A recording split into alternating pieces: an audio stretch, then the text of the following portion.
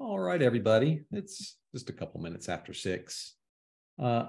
This is Paul Pennell with Urban Design Partners. Just wanted to say thank you, everybody, for joining us on. This is, I guess, the third meeting that we've had to reach out and to the community and discuss this petition. This is not an official community meeting for 2022-091 Lynnwood Avenue Townhomes.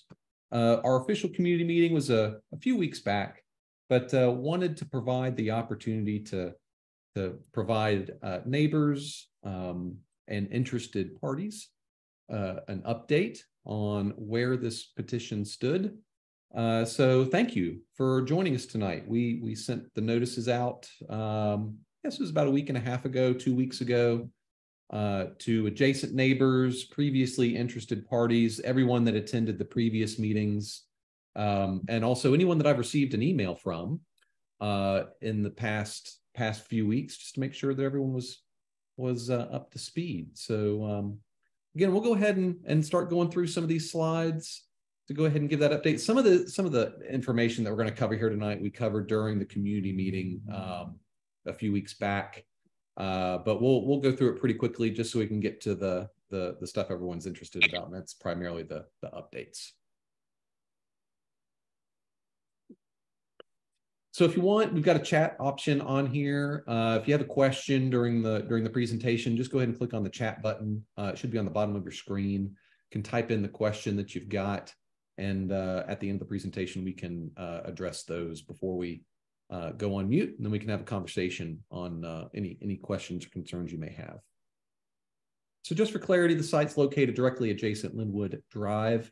It's in Myers Park, just a little bit east of Westfield Drive, Little Sugar Creek, and a little west of Sterling Road. The site's highlighted here right in the middle of the screen. Approximately 1.58 acres. I believe today there are, and Tim, you may need to back me up on this, but I think today there are approximately 16, 17 townhomes on site today, I believe, existing residential units. So we're going through the rezoning process with the City of Charlotte. So what exactly does that mean? Well, you're allowed to do certain uses within certain zoning districts. Today, and I literally mean today, these zoning districts will be changing. Those districts are R3, meaning residential, R being residential. Following that letter, there's a number, R3, that would be 3 dwelling units per acre. So that is the least intense zoning district in the City of Charlotte. And that ranges all the way up to your TOD districts. Those are some of the most intense transit-oriented development. Here, this particular parcel is currently zoned R17MF. That's residential, 17 dwelling units per acre, multifamily. So in this particular location, you can do multifamily development. That can include townhomes. It can include stacked apartments, multifamily condos, condominium buildings. And there are a couple other uses, but primarily here, this is a more dense, more intense residential zoning district today. What we are requesting is UR2 CD. So it's Urban Residential 2 conditional. So the CD on the back of the zoning district designation here stands for conditional, meaning that we are layering conditions on the site that are above and beyond code required. So you delve into the zoning ordinance, you take a look. We have to follow everything within the zoning ordinance, and then there are development conditions that we have added to this petition that go above and beyond what's required in the zoning ordinance, which is the reasoning for the conditional component of this. Also, there's a conditional site plan, meaning that moving forward, if the rezoning were to be approved, the site plan needs to be followed, and that's essentially what will get built. So that's the reasoning for the UR2 CD zoning designation. Now, surrounding us, we've got some additional zoning districts here. We've got primarily R5. Our site here, it's a little bit hidden. It's the blue within this R17 MF district, surrounded by R15. We've got a little bit of R8, And then up on Selwyn Avenue, we're probably all familiar with the R22 areas and the more intense areas around Queens Road and Selwyn Avenue. So you're probably all familiar with the 2040 Comprehensive Plan. The city has been working on this for years. The Charlotte Unified Development Ordinance, the UDO. The UDO is essentially an adopted new zoning ordinance for the city. The current zoning ordinance will be replaced on June 1st of this year. So on June 1st of this year, the zoning ordinance with the city of Charlotte is going to go through a pretty dramatic change. So I would encourage everyone to check out the new UDO. You can Google it. Just go to Google, search Charlotte UDO, and you can find a PDF document of that adopted policy for City of Charlotte moving forward as of June 1st. The 2040 policy map, City of Charlotte went through basically identifying everything within the City of Charlotte, land areas within the City of Charlotte that would align with future zoning districts. So with input from the community planning department and previous land use plans, place types were essentially assigned to everywhere in Charlotte, identifying areas of appropriateness for what things should be throughout the entire Charlotte community. So those are the three major components that are currently at work here in the city of Charlotte. A lot of change going on, and just wanted to bring everyone's attention to that change. So within this particular area, R17 MF districts will translate on June 1st to a neighborhood 2 place type. Now, within the neighborhood 2 place type, there are additional subsets of the neighborhood 2 place type, ranging from neighborhood 2A through neighborhood 2, I believe it goes all the way to E. This particular location would translate to a neighborhood 2 place type B, which would essentially allow for townhomes, stacked multifamily.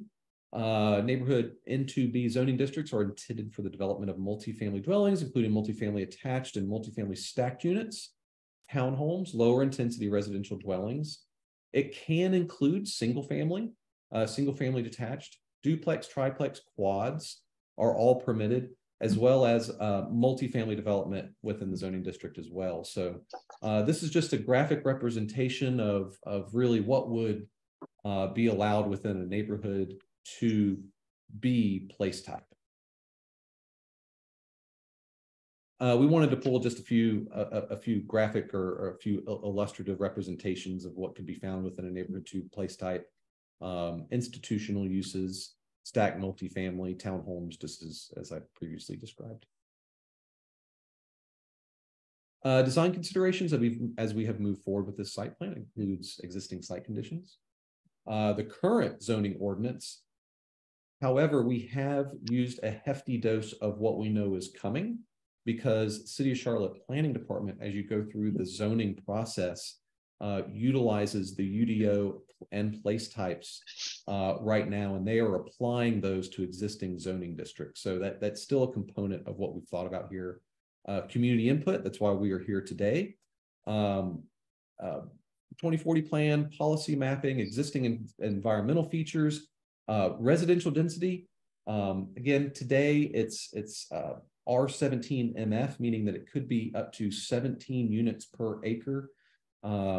Right now, what we're proposing, it's 20 units. We're at 13.3 DUA, so we're less than the 17 DUA that would be allowable here, but just need to make sure we don't go over that. We're staying under that number. Pedestrian safety.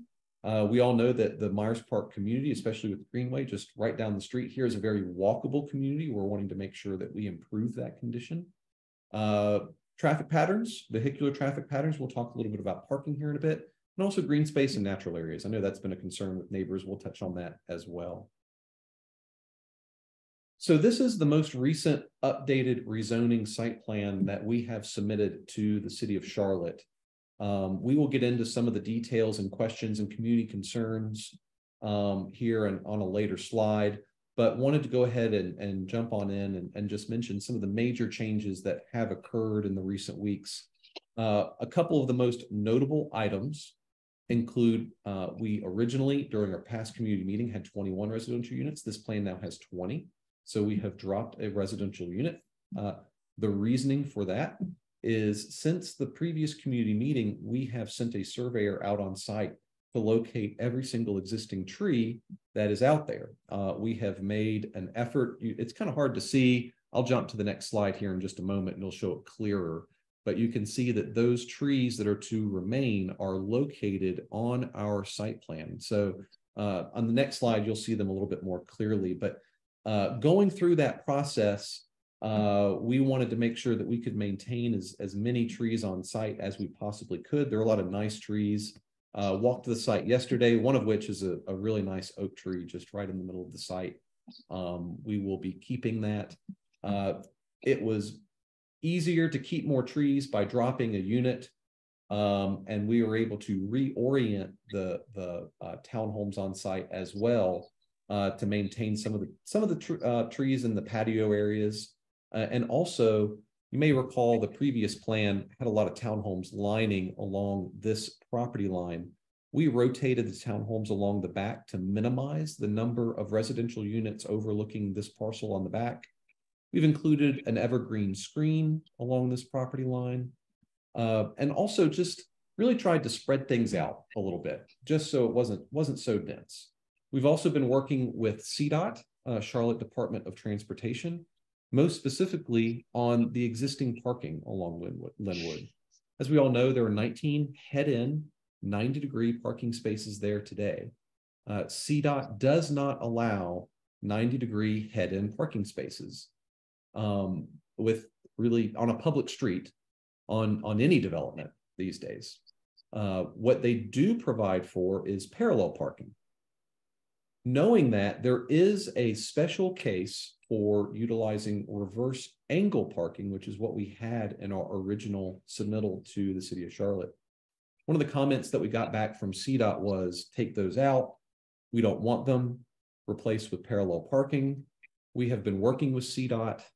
We have been sharing community concerns regarding parking.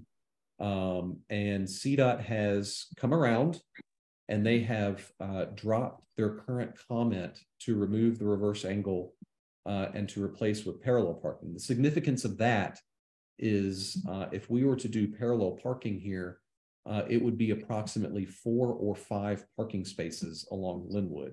So that would be a dramatic drop in the amount of parking spaces. Currently today, let's see, I think it was not 1, 2, 3, 4, 5, 6, 7. We've got 8 parking spaces. So we are losing some, but there is no path forward with any development on this parcel for those parking spaces to remain in entirety. So we've been working with CDOT to maintain as many parking spaces as we possibly can.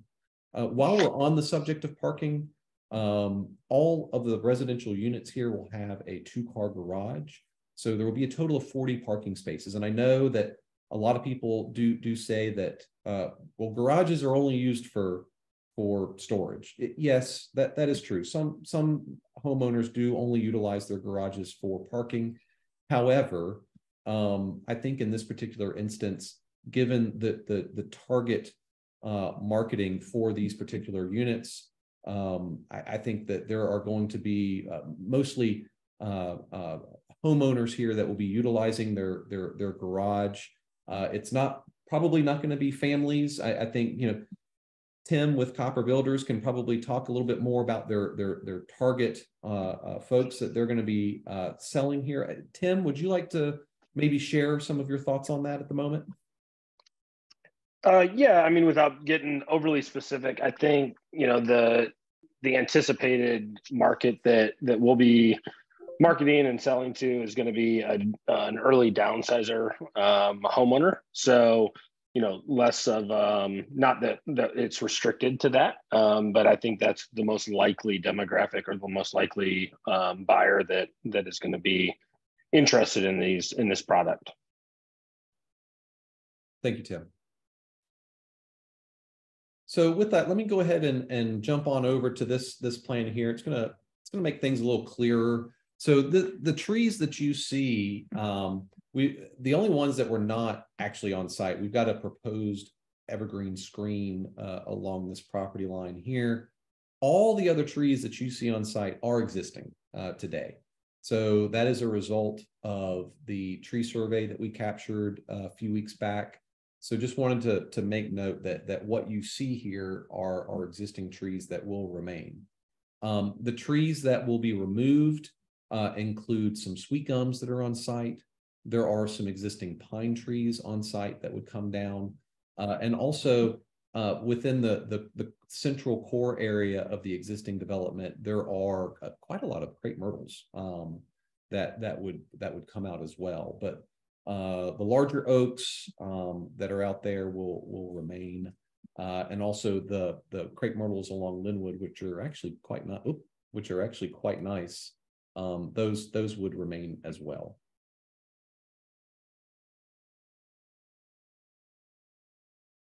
So let's see, I believe the architect is on the call at the moment. Let's see here, Russell, there you are. Yeah, hey Russell, how are you? Russell, would you like to maybe say a few words really regarding the architecture and the aesthetic design of what Copper Builders is trying to capture here? And when you're ready, I can jump to the next slide, Russell, and so you can talk a little bit more about the elevations that you guys have prepared. Sure.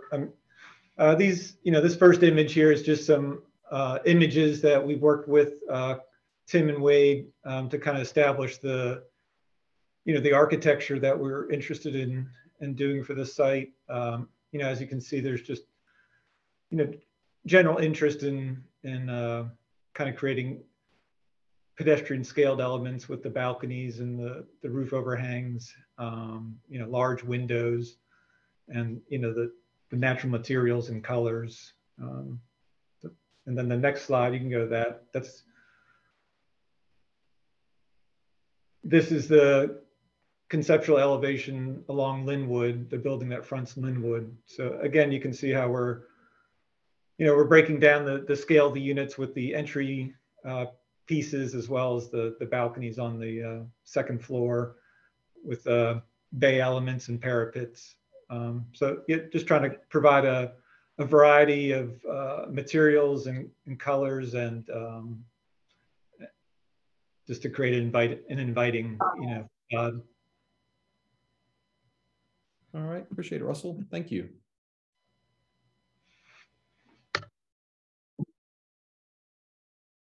So the last few weeks, we have been getting emails from adjacent neighbors. Those emails have come directly to us. They have also been going to the planning department. The planning department, City of Charlotte, has been sharing those concerns with us as well.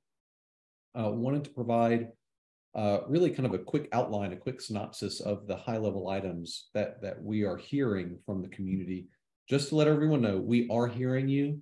We are getting kind of a theme of concerns. So just wanted to go ahead and provide a slide and bullet out and address each one of the items that have been coming in as concern. I'm fine. And just talk about each one of these. So let's go ahead and start at the top here. Removal of the portion of the 19 parking spaces along Lynnwood Avenue. So yes, those are public parking spaces. They are 90-degree parking spaces. Unfortunately, there is no avenue with the City of Charlotte that would involve development of this parcel and those 19 parking spaces being able to remain, all 19. The best path forward here was for us to push back against CDOT requesting parallel parking along Lynnwood Avenue and to pursue the reverse angle. The reverse angle parking spaces, it's going to allow us to retain 8 parking spaces. Unfortunately, that's just development policy. There are, these are not private parking spaces. This is public right-of-way. The City of Charlotte owns these parking spaces. Unfortunately, in this particular instance, what they say that's what we've got to do.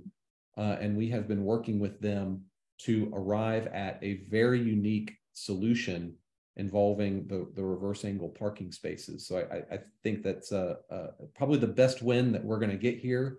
So just wanted to share that we have been making progress with the city of Charlotte on that. Parking counts related to proposed units and available parking spaces. So again, we're proposing 20 parking spaces here. We're proposing 20 units here. Each unit's going to have a 2-car garage. So that's a total of 40 parking spaces for these units.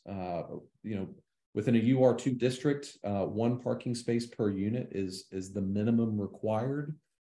So these are twice as many parking spaces as what's required within a development such as this. So just wanted to address that. Parking during construction activities and planning ahead. Yes, that is certainly something that would have to be done. Copper Builders, I'm sure this is something that they have to deal with on a very routine basis.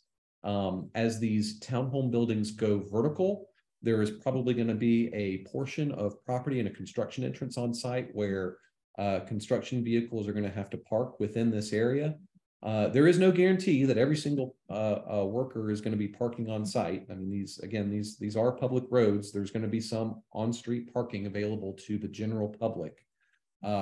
However, during construction operations, there can be some internal planning on Copper Builders' part to ensure that the most amount of parking is there for the general public's use, for those that live in the area.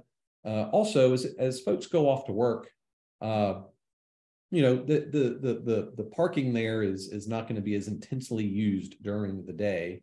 So that's when the construction workers can utilize some of those on-street parking spaces as the project moves forward.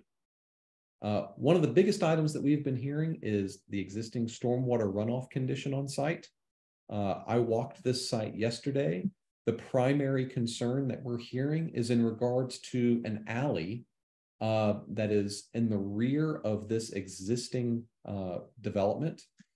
This alley runs downhill, obviously, towards Little Sugar Creek, but it runs directly to the adjacent townhome development.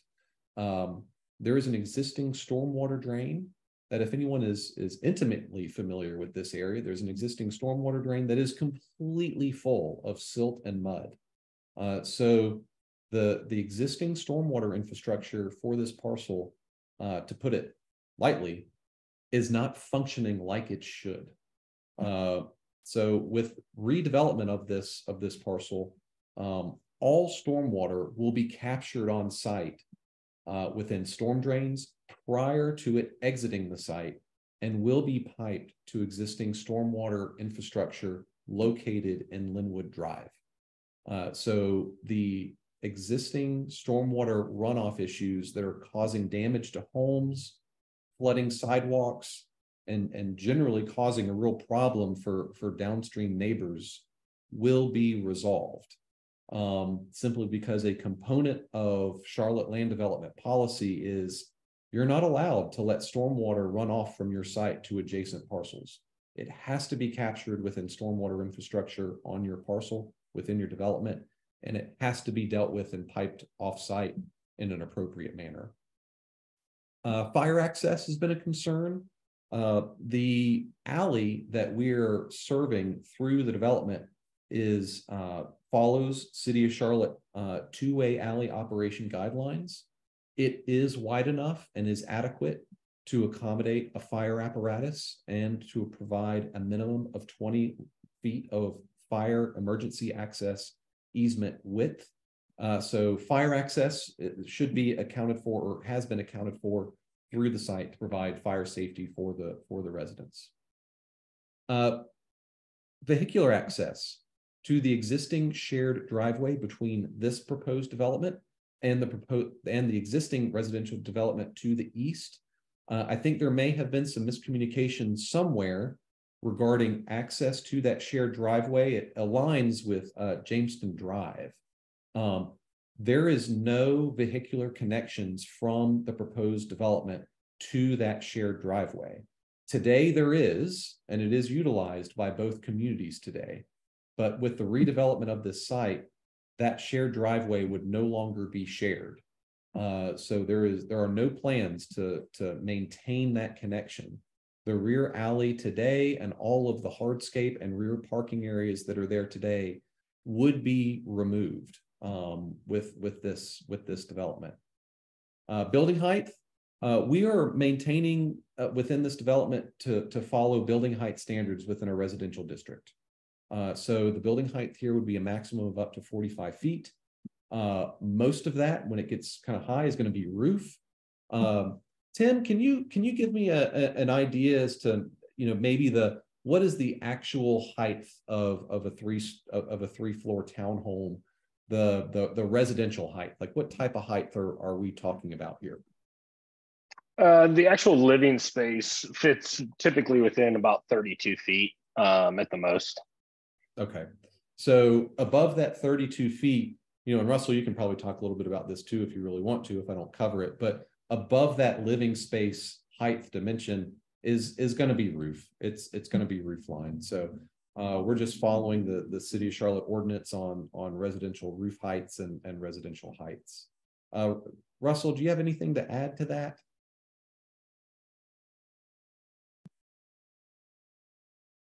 All right.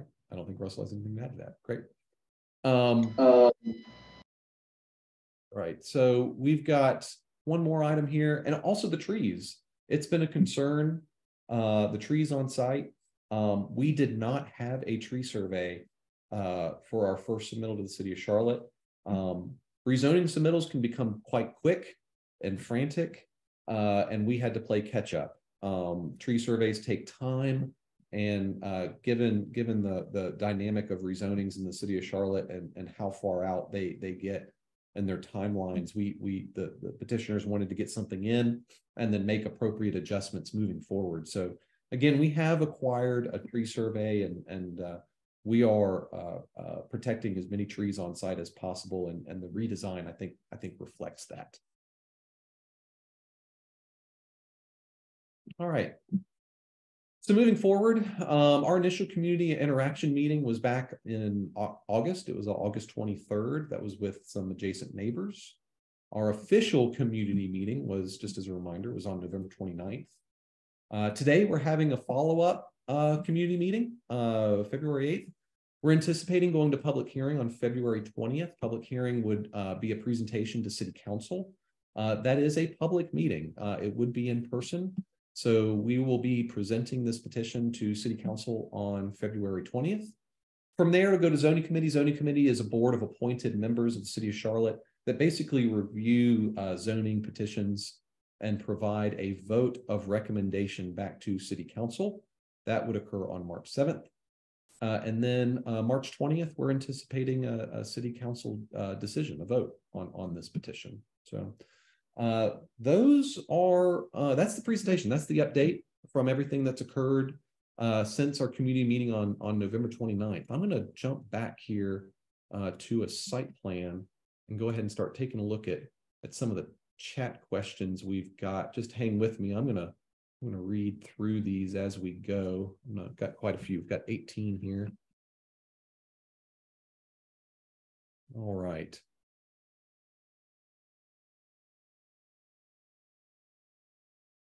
All right, so we've got a question here.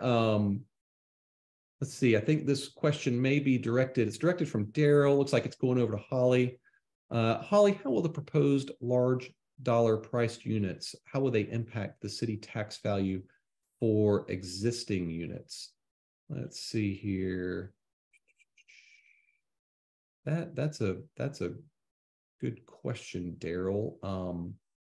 I'm not seeing a Holly on the call. I'm not exactly sure who this was potentially directed to, but I wish I could answer that. I'm not exactly sure how the proposed units are going to affect existing homes' tax values. I do know that City of Charlotte is going through, I think, very soon, a tax revaluation. I think that is coming in the next. I think it might be next year. You might want to check into that. It's been quite some time since we've had one, so I know that's coming. Please discuss how parking will be impacted.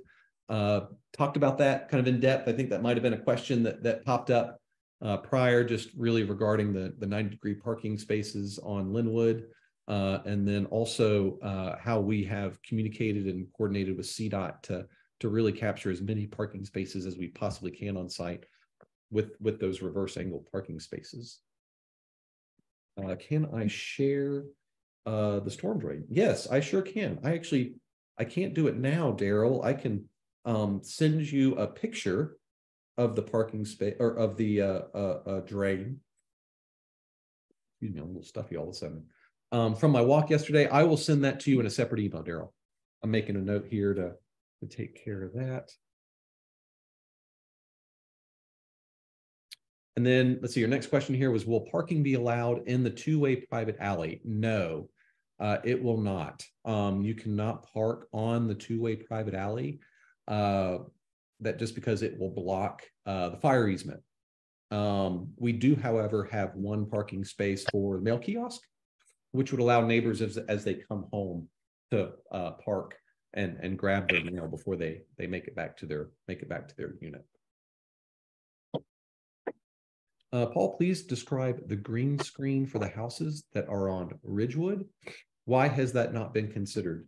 Well, honestly, it hasn't been considered because no one's asked for it. We've had the tree save area located adjacent those homes, providing the same green screen for the homes along Ridgewood. That is certainly something that we can do. We just provided the green screen adjacent this parcel simply because they did not have the benefit of tree save being adjacent their parcels, but providing the same. Hey, Paul, can you hear us here? I can. Yep. Hey, okay, Nicole. Cool. This is Pat Harker Road. We're on the Ridgewood side, and you stated earlier that there's trees back there where you're saying they're not. They've been cut down. There's nothing. Our big concern. There's 5 properties that are right on Ridgewood that we're gonna have a big issue with this because you're saying 45 feet. Our house is 30 feet. Our neighbor's house are 30 feet, maybe. And so this is basically, they're just gonna be overlooking our inner yards. And so, I mean, I guess there's a lot of things we're gonna have to, this hearing thing happened over Thanksgiving. Nobody's around. I mean, it's pretty smart on y'all's part to do it then. And so I guess that green space that you're showing right now doesn't exist. And so what are y'all gonna do? You talked about over there on the other side. We have to have that because we're gonna have to fight this because there's easements, there's historical easements that y'all are encroaching on based on this plan. I mean, how did y'all get around that? I'm just curious because we're a little shocked by this. I'm not familiar with any historical easements. Also, the tree survey that we captured was just done a couple weeks ago. Were the trees cut down within the last?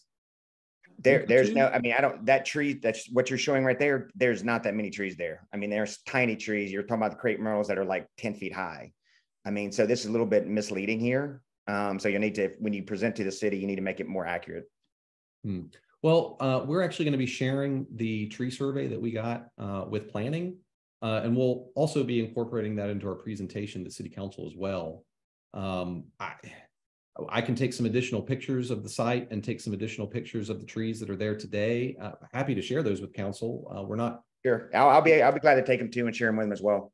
Okay. Oh, we're not trying to hide anything. That's why we're all here having this discussion. Understand. All right. Let's see. What's the maximum height of these proposed structures?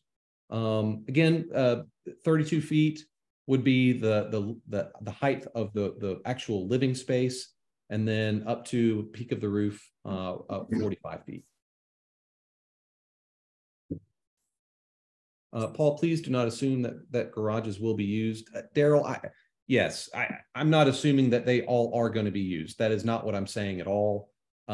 People are going to live how people want to live.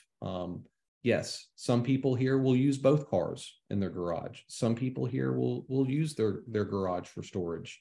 I think we can't make any assumptions on how people are all going to live. I know how I live my life is not going to be how others live theirs. So that is completely acknowledged. How can you ensure the spaces that are that are designated for Scotland Colony will not be used by the residents of your development? So I'm wondering if this is related specifically to the existing on-street parking that's along Lynnwood. While the parking spaces are adjacent communities. There are no, correct me if I'm wrong, if someone knows, but I'm not aware of a policy for CDOT to allow for permit parking within a public road.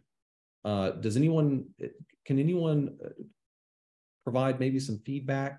Or does anyone have permit specific parking spaces within a public street in this area? That was my question. Yeah. But no, there's not a permit, but what you're doing is impacting your neighbors. And we park in front of that unit, our renters do. And, you know, having that kind of disruption where you take away all of our parking because you're building a new construction that has, you know, the opportunity to park in a garage, Mm-hmm. you know, is really not very neighborly, quite frankly. Understand that you're going to continue to use the public parking space verbiage, but it's not very neighborly to disrupt other homes and where they park. You know, those units are built into, they go into the land that is in front of our condos. So it's not, you know, it is off of the street. So I don't know how you're going to address that, but we're going to need to have a parking space in front of our condo. So I don't know what, if they're proposing the back end thing, which I think is a horrible solution. It's not, they want to do the back end. No, not in our location. No, I think they are. Are you doing the back end locations? These are, so these are reverse angle parking spaces. This is the one solution that we've got that CDOT, Charlotte Department of Transportation, would allow to maximize the number of parking spaces allowed within a public right of way. But you're doing that on all of Lynnwood Drive, is that correct? Yeah, the 8 parking spaces that we're showing on Lynnwood Drive are reverse angle parking spaces, yes. Okay, this is only in front of this parcel. It's not all. Oh, yeah, just this parcel. Just this one keep parcel. Asking, and I don't get a straight answer. So thank you for the straight answer. So the answer is the ones in front of my condo that is part of Scotland Colony will not be impacted by what you're doing.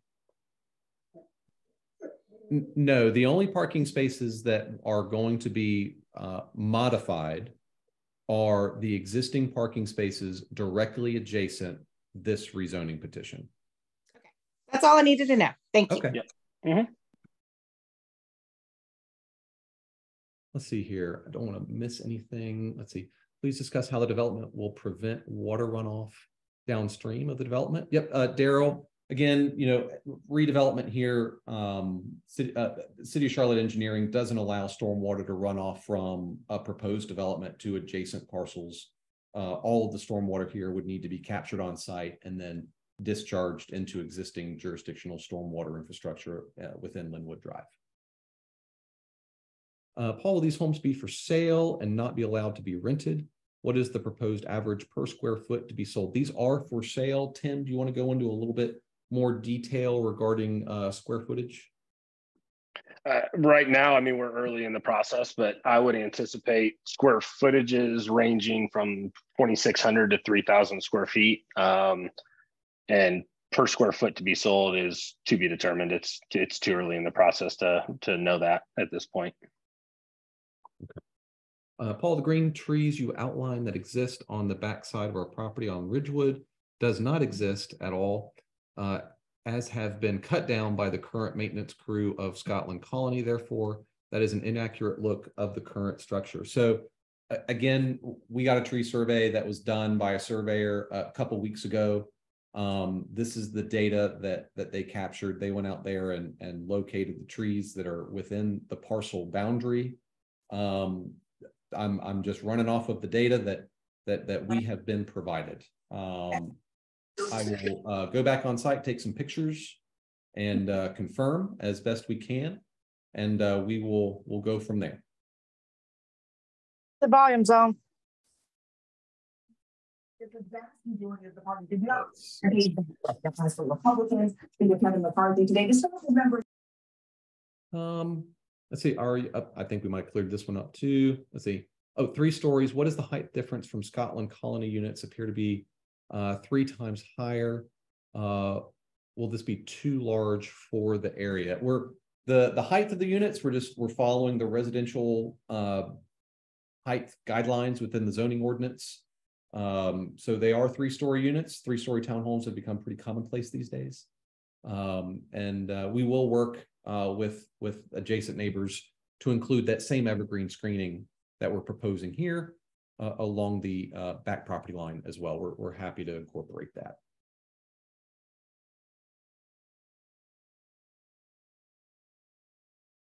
Let's see, are you saying the parking spaces in front of my unit on Lynnwood that is not part of your development will be removed? Yeah, I think we covered that. The only parking spaces being affected are the ones directly adjacent this development. How will mud, et cetera, be prevented during construction? So Tim can probably speak a little bit about this, but City of Charlotte site inspectors take mud from sites under construction extremely seriously. There will be wheel washes, there will be gravel construction entrances, there will be erosion control measures in place to prevent runoff from any siltation on site. That is something that the City of Charlotte takes extremely seriously. Any mud that occurs or gets out on the Lynnwood, that does need to be cleaned up quite quickly. And I think Tim can probably agree there's a fairly hefty fine associated with that. And can I show how the runoff will be captured? If runoff worsens, are you legally responsible to correct or pay for damages? So I think there's a lot going on in that question. It's kind of tough to show you exactly how stormwater is going to be captured on site. We have to do after this particular project, or after the rezoning is hopefully approved. There will be a period in which construction documents, detailed construction documents, are developed, submitted to the City of Charlotte.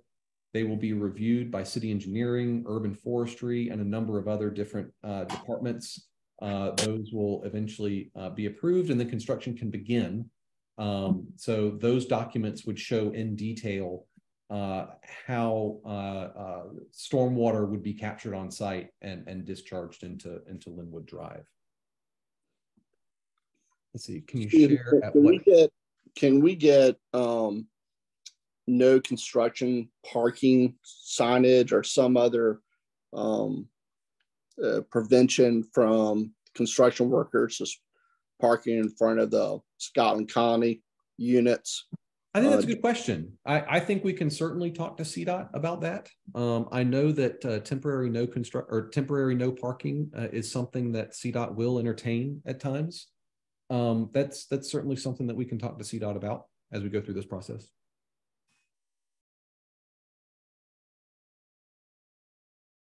Let's see here. Can we share the height of the highest windows and what the units are? That can be an exhibit that we can share during public hearing. We'll incorporate that. I don't have that exhibit just offhand, but we can certainly include that to show some examples of building height on our next presentation. Hi, can you explain the need for the new zoning and how that is different from the current zoning? Sure, certainly. So the current zoning, R17 MF, has some dimensional standards that are fairly, we'll call it suburban in nature. There are some dimensional standards associated with proximity of buildings on site and how close they can be. And the UR2 district provides some flexibility in those dimensions. It also provides some more stringent design guidelines versus the R17 MF district. So there's a balance, I guess, between those two, but there are some dimensional advantages, but there are also some additional site design criteria that are more stringent than the R17 MF. I know that's a fairly ambiguous answer, but I'm trying to give you kind of the broad overview as to the why, because the details within those two districts in the existing zoning ordinance they're lengthy. It could take quite a while to go through that, but that's essentially, it's dimensional standards between those two districts are different. Let's see here. See, Daryl, I think you're speaking with Holly again. Holly, can you comment if this is correct in relation to their proposed height in relation to existing units. I think that may be a question, a dynamic question between what's being proposed and maybe what's existing on site. I think that's where you're coming from. There's no zoning ordinance basically criteria that basically dictates what heights can be related to existing units. There is criteria on how high a unit can be in relation to setbacks and rear yards. And within this petition, we're basically following that zoning criteria.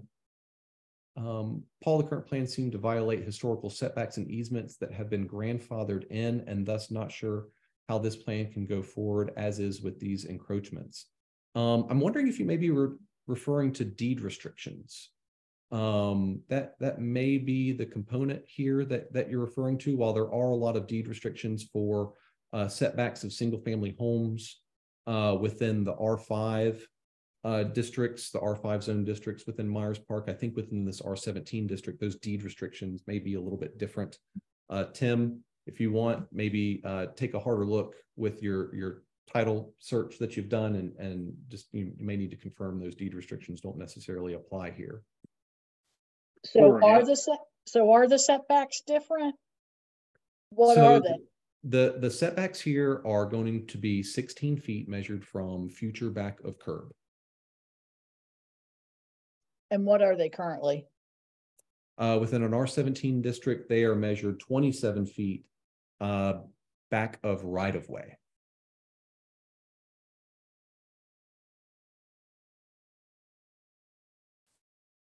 Let's see here.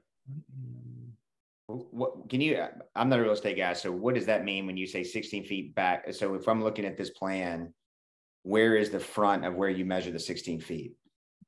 So the 16 feet would be measured essentially along the back of future curb line along Lynnwood. So you go 16 feet back of there. It's essentially going to capture your sidewalk, back of sidewalk. In this particular instance, CDOT is requesting additional right-of-way to be dedicated. So we're actually providing a little bit more, but essentially the setback is going to be 2 feet back of proposed sidewalk. But in general, within a UR2 district, the setback is measured 16 feet back of curb. So what about on the back? So if you move your mouse down to back, because again, we're on the back side where Ridgewood is. Mm-hmm. So does that easement not come into, or does that easement not come into play on the back side? It's just the front side, or how does that Correct. work? So a setback is related to an adjacent right-of-way, a public road. A rear yard is measured 10 feet from the property line, oriented with like what would be the rear. So this is considered the rear yard because of the orientation of the townhome. So the rear yard is 10 feet in a UR2 district. And then side yards are 5 feet in this particular instance because, well, actually we've got a side yard right here. There's a little bit of side yard. It would be a 5-foot side yard at this location. So is Ridgewood there? So if you go, which is that 5 feet then, or is that 10 feet? Or whatever. So being an R5 district, I believe it's a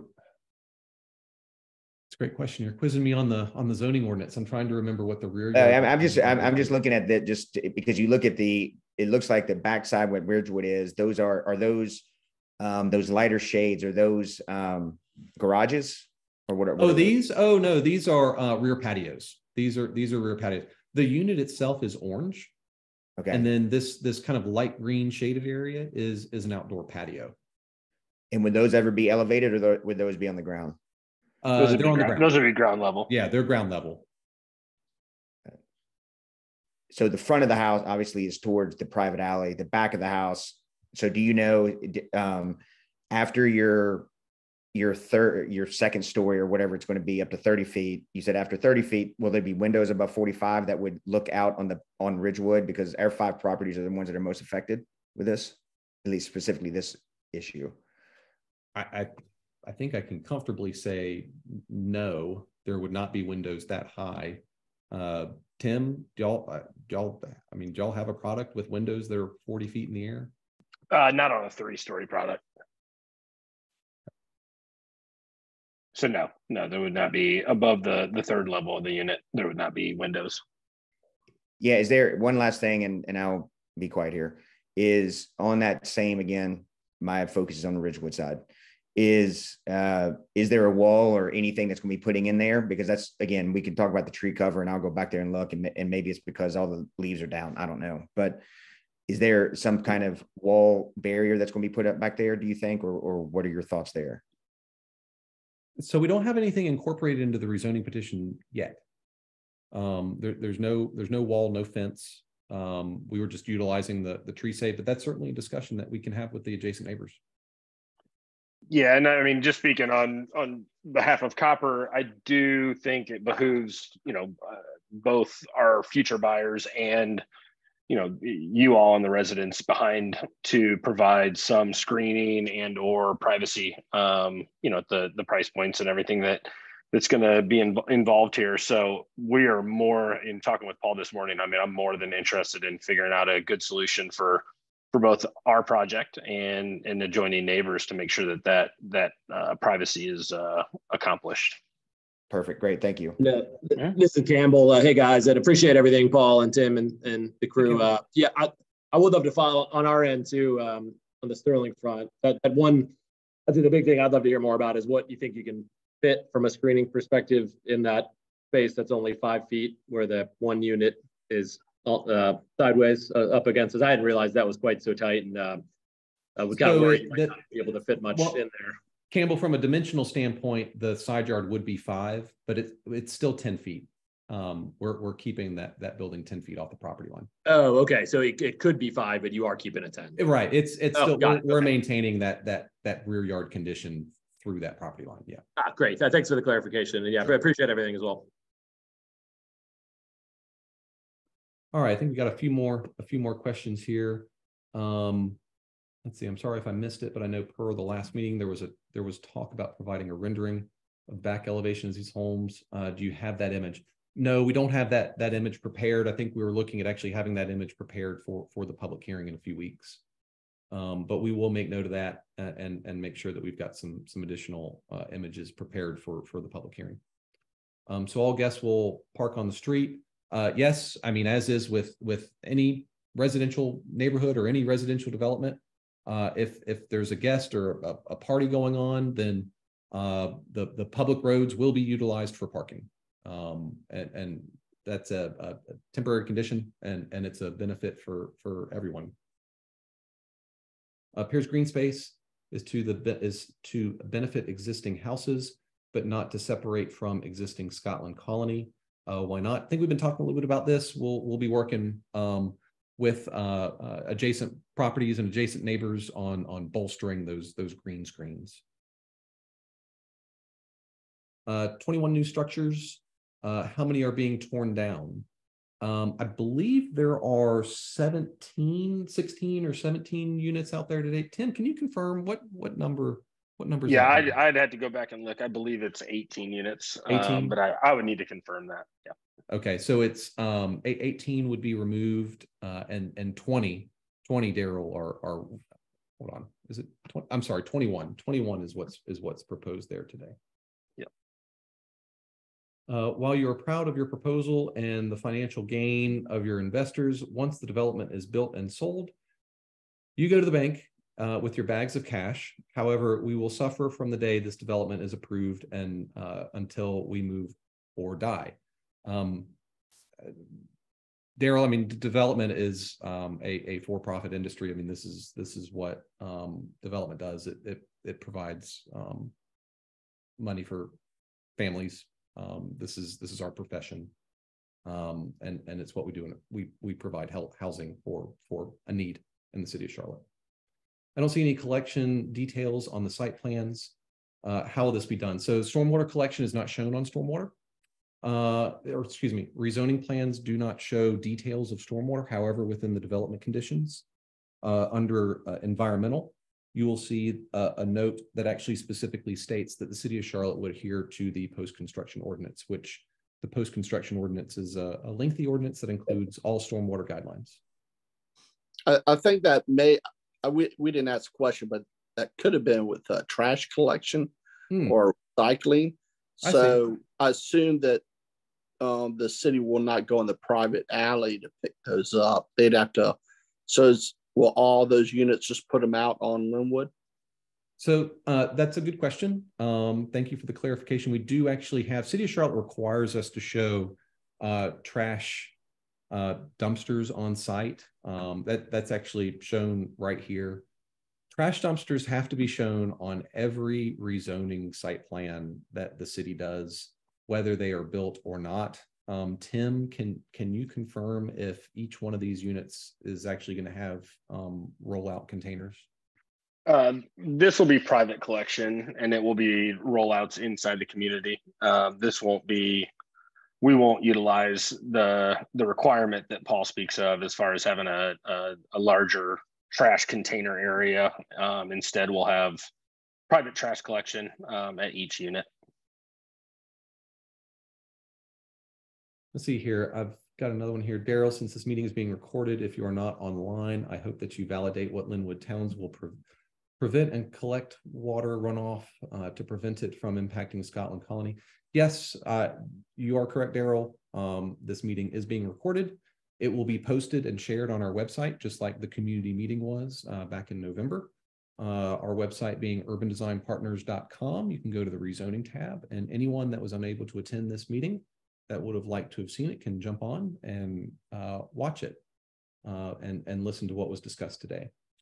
Can you provide a comparison of hard surfaces, roofs, sidewalks of existing structures versus the development? Yes, existing impervious area today and the 1.58 acres is approximately 0.9 acres of impervious area. The new development will be approximately 1.2 acres of impervious area. So we will be increasing the total impervious area on site that's out there today. Just one more thing. I think you mentioned this earlier. So on the side of Scotland Colony, you are going to add in the kind of green screen there as well, correct? I'm sorry, say that one more time. Can you ask your question just one more time? In between your development and Scotland Colony, you've left out any sort of green screen. You are adding that, correct? Yes, I think that's certainly something that we can definitely add. Absolutely. The shared driveway that's in here is a little bit encroaching over the property line, I think. But that's certainly something that we can take a look at and see how we can improve that condition with some screening. Absolutely. The shared driveway, is that the one that's part of Scotland Colony? It's where it turns and goes out to Lynnwood?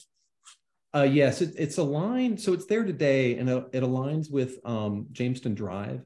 If you just continue Jamestown Drive across Lynnwood, you would actually go right into the shared driveway. So that shared driveway actually connects to the alley in the rear of this development.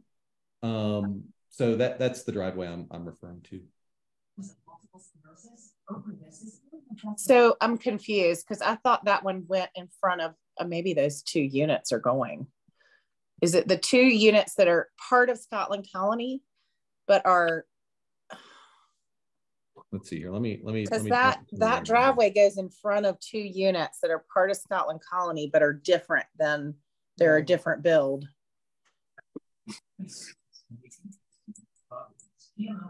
So you can see a little bit of the driveway here. And then this driveway, let's see, the rear alley that circles around the back of the community here connects in the back. So is part of your proposal that driveway will then become your driveway? And no, Scotland Colony in no way are we connecting to this driveway. Okay, so that driveway will continue to go back to the Scotland Colony.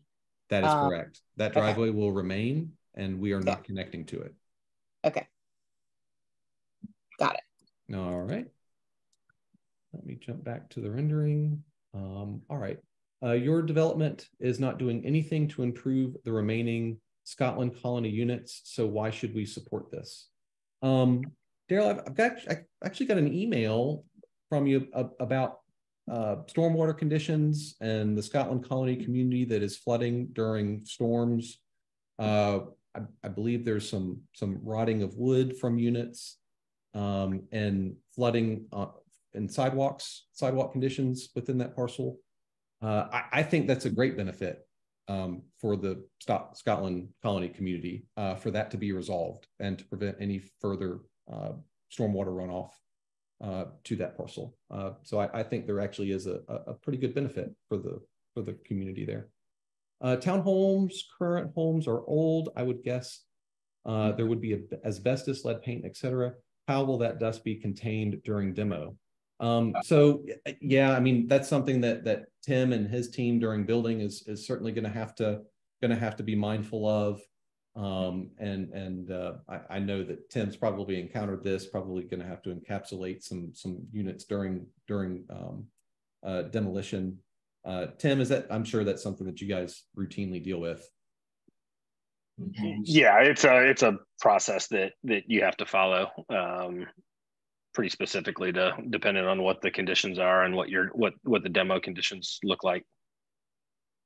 All right. Well, that's the last of the questions. So again, this was a completely voluntary meeting, and I definitely appreciate everyone taking the time. Thank you for all of your emails from the past few weeks, letting us know what your concerns are. Definitely appreciate all of your input and feedback.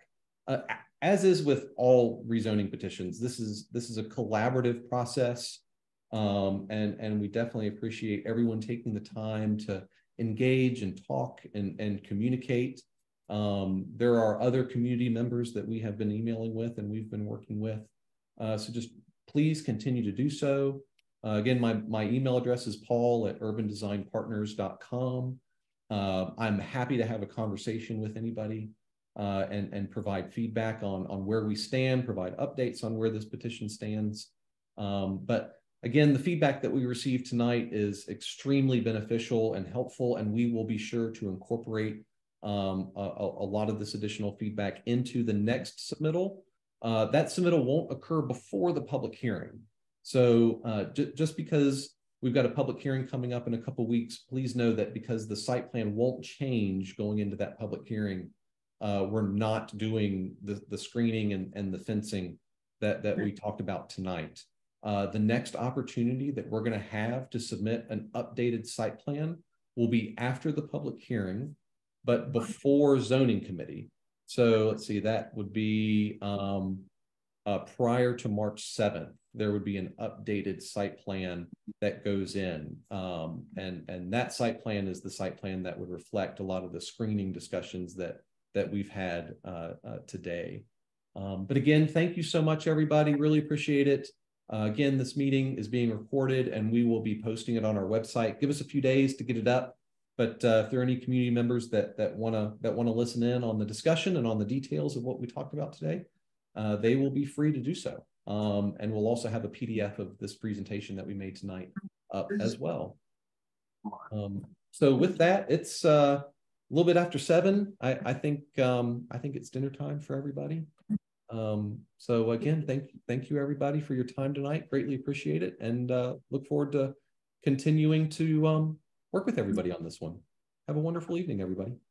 Thank you.